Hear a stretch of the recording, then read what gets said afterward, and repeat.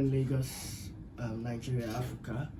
This is Becoming Remote Sheriff, and today's episode is going to be something that I think most of us should be bothered about, right? We have about 60 more days into 2023. 60, 2 months. I think about tomorrow or next tomorrow, November actually starts, and yeah, that's amazing. And the fun thing is, most of us are always obsessed about setting New Year's resolution, getting those goals down, making it so amazing. Like trying to set this, do that, hit the gym, and we put in so much energy to try to make our New Year's resolution like top of the charts that along the way we tend to miss so many things. And for me, something that's always helped me, like from like last 2 years back, is instead of focusing so much on New Year's resolution, before the new year actually starts, how do I start planning towards setting up myself that the moment the new year starts, I'm on the road and I'm going. So that's what this episode is going to be focused about. 60 more days to 2023. What's your plan? Obviously, like I said, for all of my new episodes right now, before I get into the main gist, I'm going to tell you one thing I'm proud about. And as you listen to this, I want you to find some 30 seconds, 1 minute, 3 minutes to ask yourself what you're proud about. It will put you in the right space as you listen to this. I really think it's something you should think about. So for me, what's something I'm proud about recently? It's the fact that I'm actually like putting in more effort, even though things are not working in sync for me, right? I mean, I'm a student. I just finished, so I'm in school and like the pressure is so crazy, like exams and all of that. Then I mean, obviously, I have so many other commitments, and I believe that for every single one of us, we might have multiple commitments and multiple goals that we want to achieve. And at some point, some things need more time than the other. But it's just like parents when they give birth to kids. Maybe the first child, they gave it like so much time, but then between the first child and the second child, the mother started work, the daddy started this business, and the second child rose in, and like now it feels like the parent is not knowing how to balance the time they give to their business, to their kids, to like other commitments. That's something I'm struggling with recently. And why am I proud about it is because I am not giving myself so much pressure to try to figure it out. No, I'm going with the flow and dedicating the time that whatever needs. And I think that's something I'm present about. I really think for all of you out there, ask yourself what's something you're proud about. And yeah, so let's go on a break before I get back and give you all the main gist of actually what's your plan for 2023. Setting is a big deal. And not many people consider it that big of a deal, but it is. It is a personal development tool. And as you can imagine, I am right in the middle for both sides, right? You need to come into my message and I see both of them. I have people that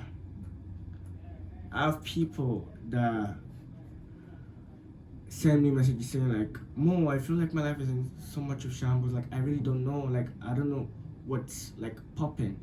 It feels like I have nothing I'm looking forward to. It feels like I don't know my purpose. It feels like I don't know my passion. It feels like there is nothing I'm waking up to. It feels like I'm not interested in anything. It feels like my life is bland.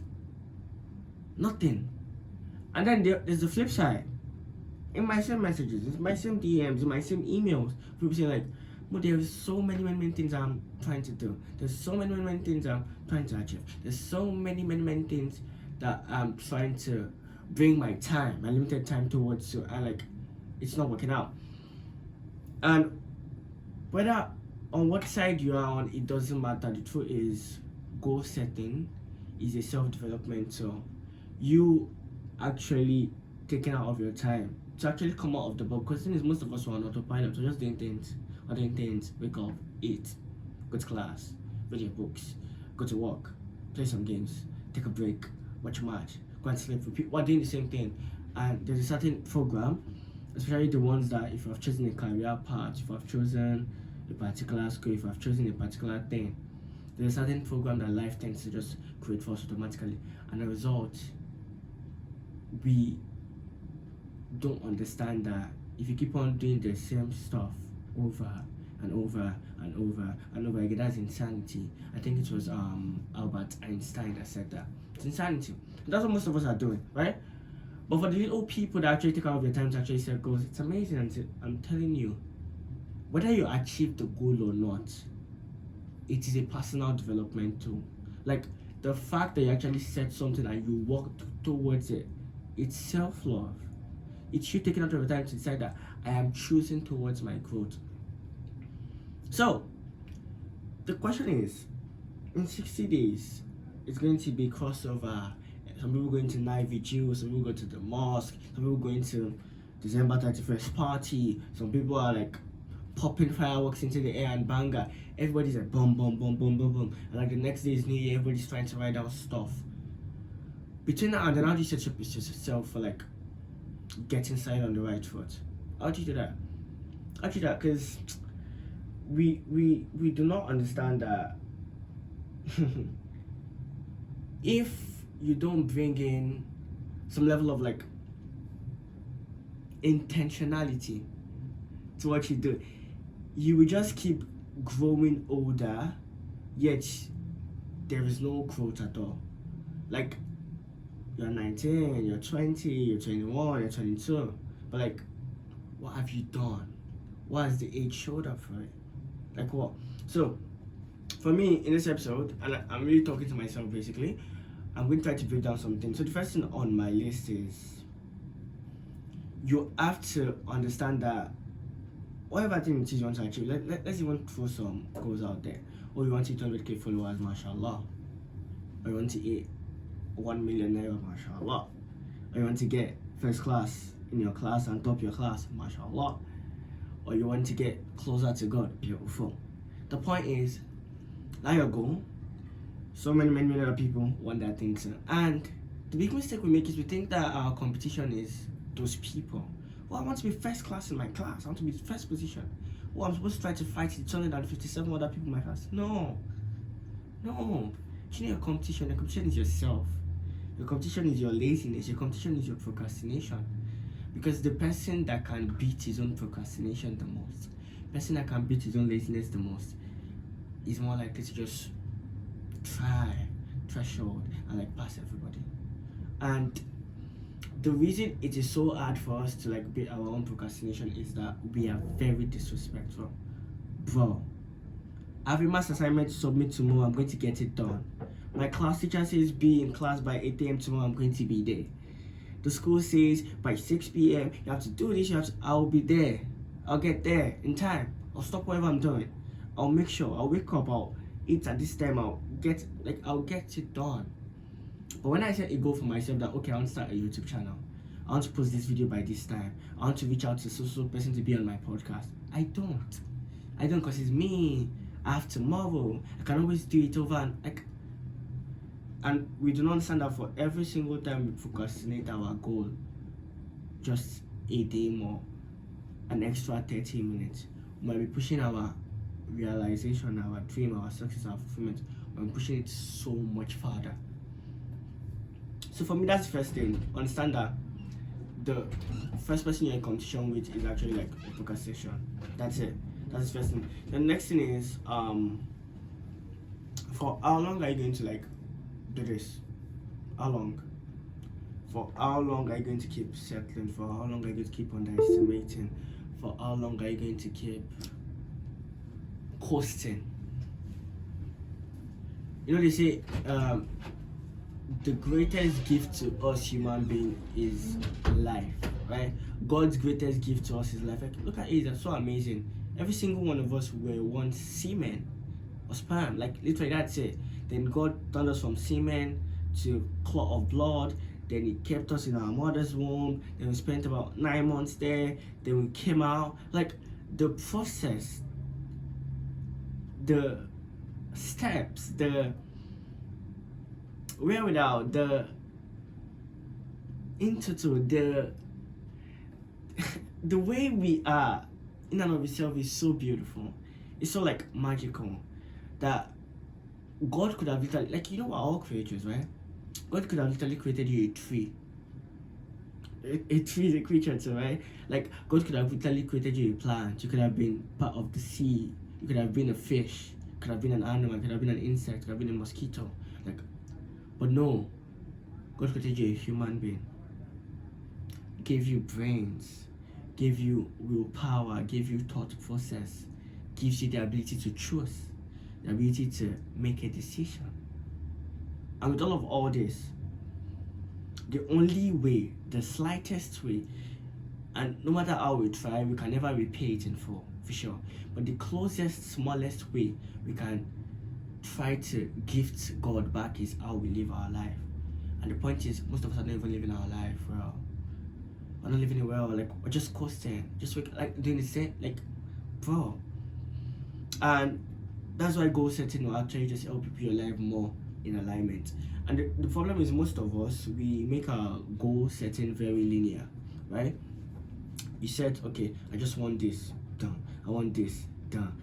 And that's a poverty mindset. That's scarcity mindset. Like, no matter how rich you are, if you don't have a healthy body, you use all of that money to go and get that health back.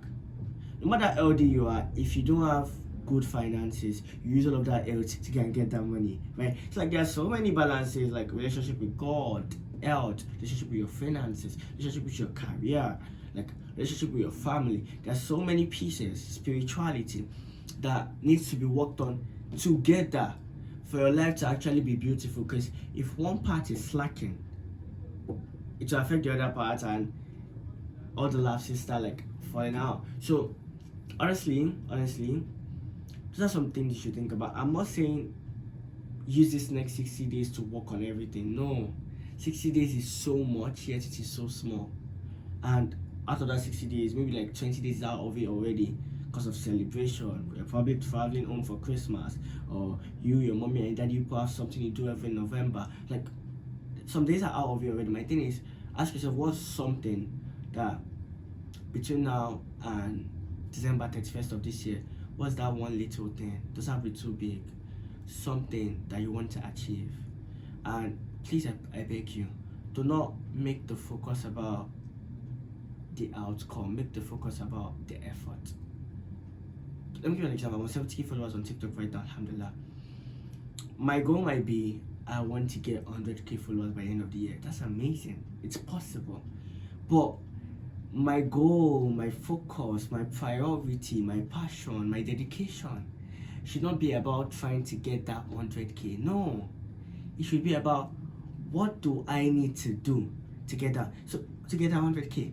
So if what I need to do is post 3 videos, if what I need to do is read 3 extra books, if what I need to do is to reach out to all the influencer friends in my school, if what I need to do is to prepare more for my radio show, if what I need to do is to read more Quran, if those are the things I need to do, that should be my focus. I should just focus on doing that thing. Stop bothering about the result.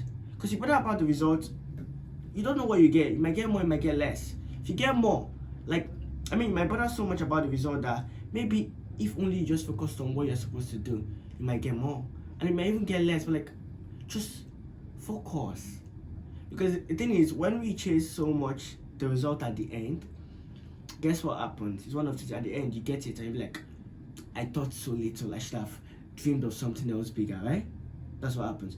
Or you get it, you don't meet your benchmark, and you get to the end and you're like, oh God, I didn't really get what I wanted. And you feel sad, you feel bad, you feel unmotivated, and it drags you. And that's the mistake we make. Most of us, we beat ourselves too much.